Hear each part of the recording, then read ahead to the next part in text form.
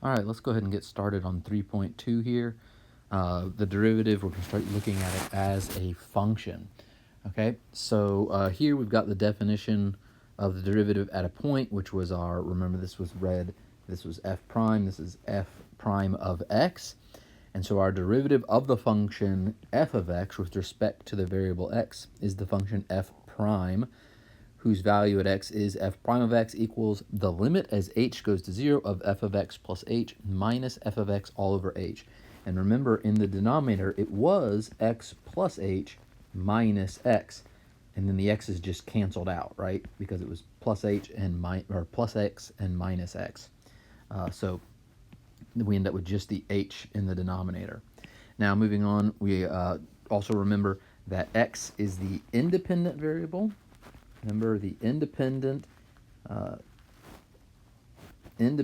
variable is, I think that's an ENT, D-E-N-T. Independent variable is the variable that you're inputting, that then the dependent variable, which would be the f prime of x or the f of x, those things, which is y or y prime sometimes it's called, they then depend on that independent variable.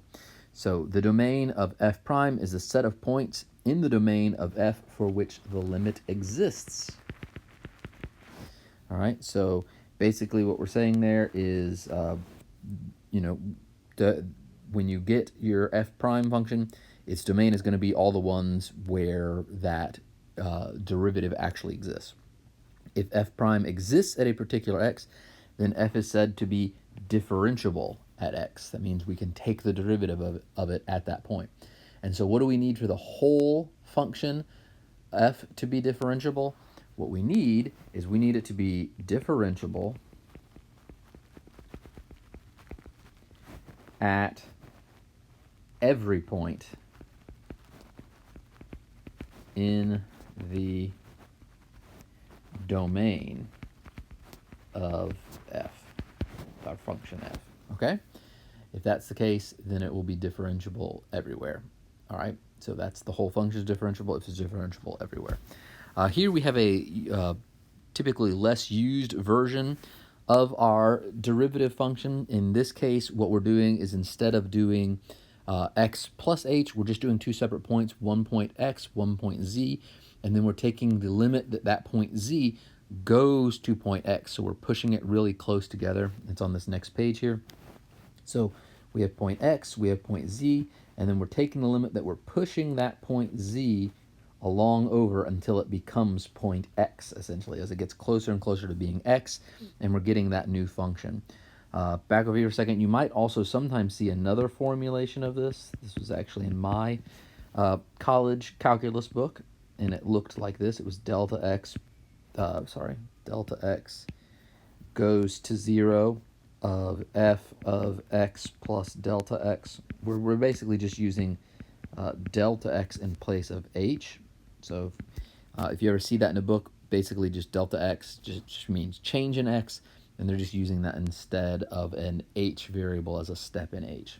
Okay, so you have that right over here, and you'll notice that the point z is equal to x plus h, right? And so if that's the case, then that's just what z happens to be, because instead of doing a step h, we're just doing, this was our step h, we're just calling it x plus h.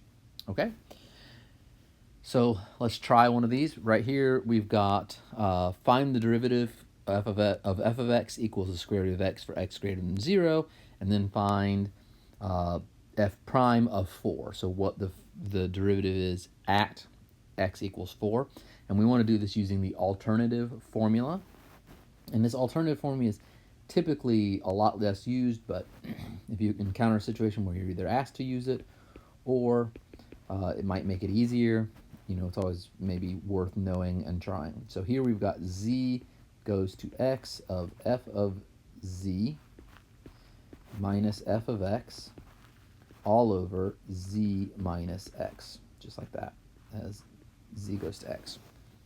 Okay, so if we plug in for f of x, z goes to x, f of z becomes, this is square root of x, so this becomes square root of z minus f of x, which is just square root of x, over z minus x. Now, if we go ahead and make z equal to x, we'll have x minus x in the denominator, and that'll be a 0, so that won't work. So what I want to do is point out this, the product of two squareds, a squared minus b squared, is equal to a minus b times, a minus b times a plus b. And so here we have z minus x. Well, that's not in the form a squared minus b squared, but we could do it like this. We could do the square root of z squared minus the square root of x squared, like that. Then it's in that form, and this would become square root of z minus square root of x times square root of z plus square root of x, okay? And so if I make that substitution here, I get limit as z goes to x of square root of z minus square root of x over square root of z minus square root of x times square root of z plus the square root of x. And if that happens, I have square root of z minus square root of x on the top and the bottom, so that will cancel, and I'll be left with the limit as z goes to x of 1 over the square root of z plus the square root of x. And so as we take that limit, this will go to 1 over 2 times the square root of x, because that was then becomes square root of x plus square root of x. So 1 over 2 square root of x. And that is our derivative function right there. F prime of x equals 1 over 2 square root of x. And so then the next part asks us, find f prime of 4. So we're just going to plug in 4 for x. So this becomes 1 over 2 times the square root of 4. Square root of 4 is 2. 1 over 2 times 2 is 1 over 4. And there you go. That's the slope of the line tangent to the curve at the point 4, 2. So if we look over here in this picture, you see the line right here. Here's the tangent line. And here is the equation for that line. And right there in the position of the slope is the 1/4, which is what we found right over here. Okay? So let's take a look at the next page.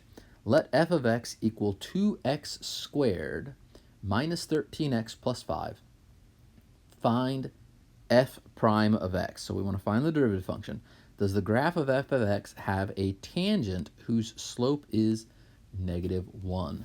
All right, so let's take a look at this. And I'm going to do the old way of doing this derivative here. So we're going to do f prime of x, okay, equals the limit as h goes to 0 of f of x plus h minus f of x all over h.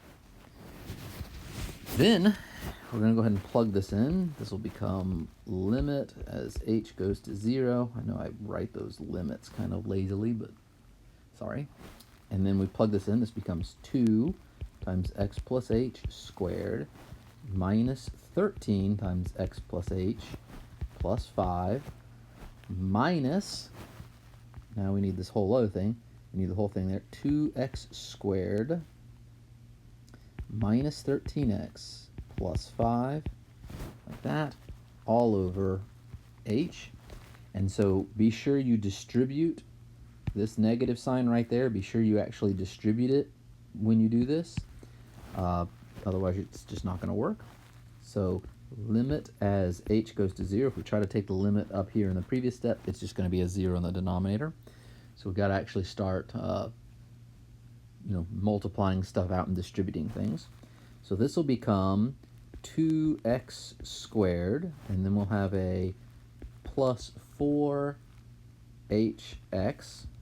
and then I'm just doing this part right here, and then plus 2h squared. Okay, so that's that first part done out. Then I'm going to have a minus 13x. I'm distributing now this part. Minus 13x minus 13h. And then I have my plus 5. Now I need to distribute this negative sign. So minus 2x squared plus 13x minus 5. All like that. All divided by h. And so now I've got some terms that'll cancel. I have a positive 2x squared and a negative 2x squared. I've got a negative 13x and a positive 13x.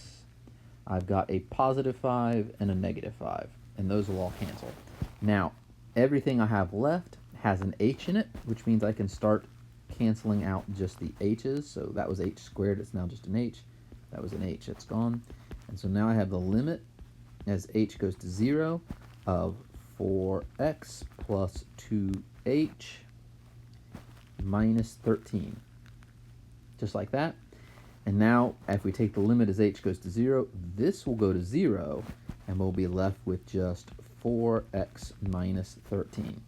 So hopefully you're not getting too tired of doing that just yet, and shortly we're actually going to figure out a way where we're going to do these a lot faster. So, you need to know how to do it here at the limit, but, not too distant future.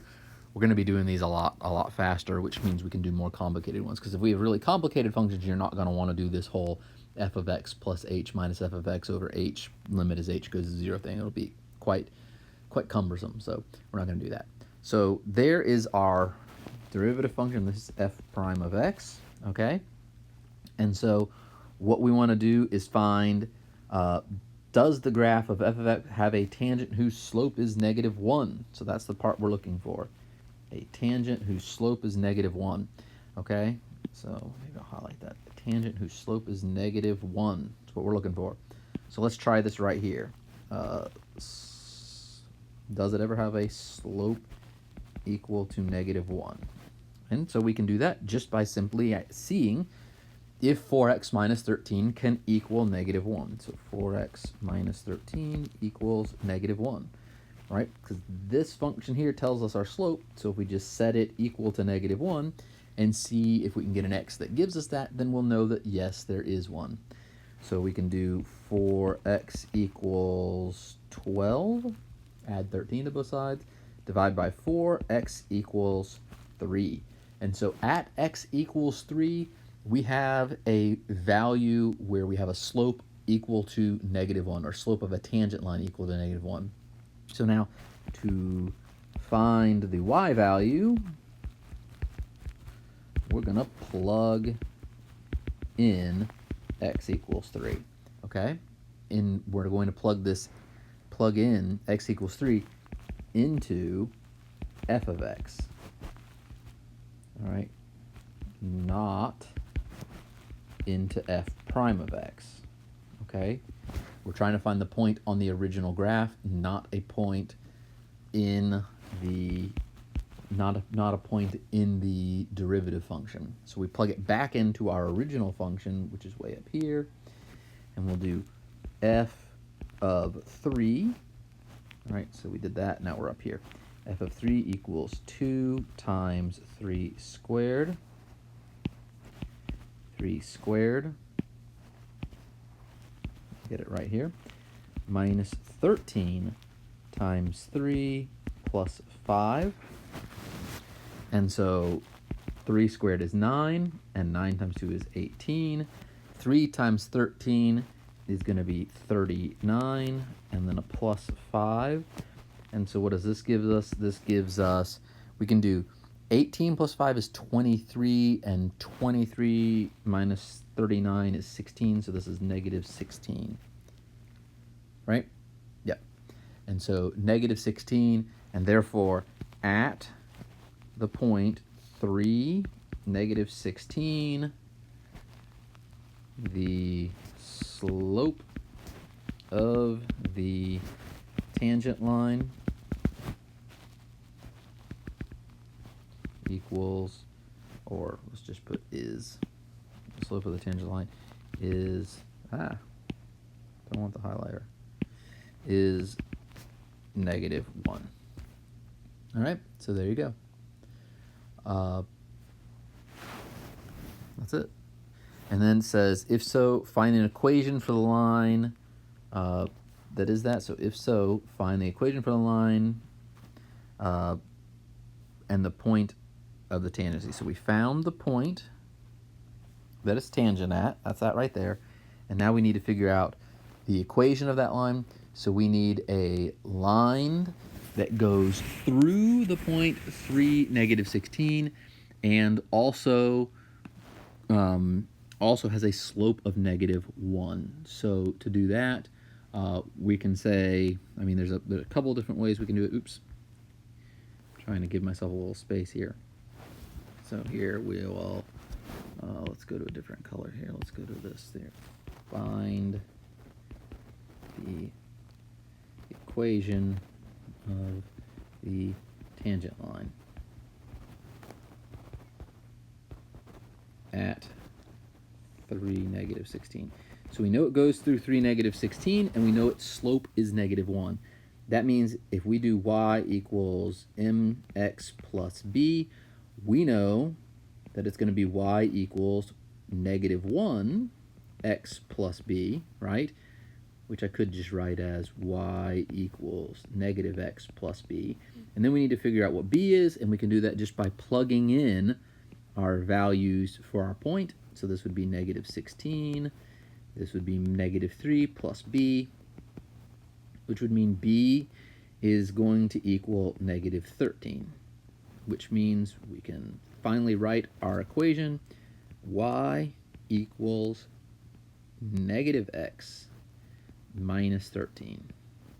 And there you go. There's the equation for our line at that point.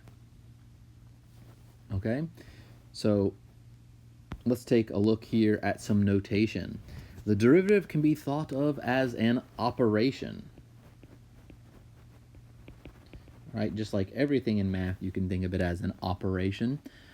Here we can say that what we've got is some notation things. So here, these were Newtonian notations, and then Leibniz came along, and we had this kind of notation going on, which I really like because, one, it's in a form that is algebraic, and it kind of points to the idea that this is a slope, like a change in y over a change in x was a slope. We're having dy over dx, and so yd, because this change in symbol, this triangle up here, is the Greek letter delta, and so instead of using delta, we just went with the he just went with the letter d to show it was instead of just any old change like delta y, delta x is any change in y over a corresponding change in x, whereas here we're saying an extremely small change in y over the corresponding small change in x. Okay, and so that gives us that right there, and it's actually algebraic, so you can like manipulate it around in that form. This over here, I'm not sure who came up with this, but you might see stuff like that where it's saying like derivative with respect to x of f of x and stuff like that. But those are less common. You might see those in high-level stuff. I saw that in tensors and stuff like that, but not really a lot outside of it. So the derivative of a function at a specified number x equals a. Here are some ways you can write it. F prime of a, so that's where you're plugging a into the derivative function. You can draw this vertical line like this and then put x equals a down there, dy dx, or vertical line again, df dx, and do it like that, or dx of f of x is x equals a. So, you know, like when you look at this part right here, you can basically, when we talked about this being an operator or an operation, you can think of the d over dx like that as the derivative operator that then operates on that function. Okay, and so just to kind of clear this up, like some of y'all like to see letters, so a can be basically any number, and so we'll have like that, f prime of 3, and the way that would be written would be like dy dx evaluated at x equals 3. So those two things would be equivalent statements. Okay. Next, talk about graphing derivatives. Here, what you can do is just start, you can start going through and picking out point by point and picking out the derivatives, and then we can actually get a derivative function. So if we look here, Like if we look at this point, we have a slope of 0, and then corresponding to that, if you come all the way down here, this is the derivative graph right here. This is the derivative graph. But corresponding to that, the slope of 0 here gives us a point 0. Here, we've got a negative slope going, so if you follow that straight down, we've got a negative value here, and even more negative slope is going. You follow it down, it's even a greater negative value there. But then if you start to go after that, let me erase some of this so we can see. As you start to move, like here is the slope, but then the slope starts to get less negative as it turns, right? It starts to rotate. Like if you were to put your pencil on the graph and just ride it along like you were riding a roller coaster and had the pencil move along and rotate and stay tangent to your curve as you move it, you would see that it was here and it had a certain negative slope, but now it's starting to move into a less negative slope all the way up till it reaches point D, where it's back to having a 0 slope again. So if you go straight down, here we have a value of 0 again, and then the slopes start to become positive, right? They start becoming more and more positive, like here, positive slope, more and more positive like that, and you come to point E, and we're up here, and we're getting the positive values, and this graph would keep going on up, getting more and more positive. Now, this graph down here, that's at the bottom here, that's our derivative graph, is not unique to that one single function, because what can happen is you could actually, get some of this out of the way, you could actually have another function that was exactly like it, but vertically shifted up or down. So if I had another graph that just vertically shifted down like this, I didn't draw that very well, sorry. Let's do it. Let's get going like this. Okay, so if it's the same exact function but vertically shifted down, well, all the slopes are going to be the same. And so if I were to draw all the slopes from this one, right, I have a slope of 0 here, I have a slope of 0 here. The slope here is the same as the slope, that wasn't very good, same as the slope here. The slope here is the same as the slope here, and the slope of 0 here is the same as the slope. They all have they have the same slopes at all the corresponding parts, right? So all of these are going to just still keep corresponding. Oops, I messed that one up. Are going to still keep corresponding to the same values down here on this graph. So the derivative graph would be the same. Because if you think about it, if our first function is something like, say that first function is g of x, do that in blue. All right, our first function is g of x, right? It's going to be some function is, our first function here is, sorry, this is f of x right here. And so what we're going to have is our second function, g of x. Maybe I should have done that in green.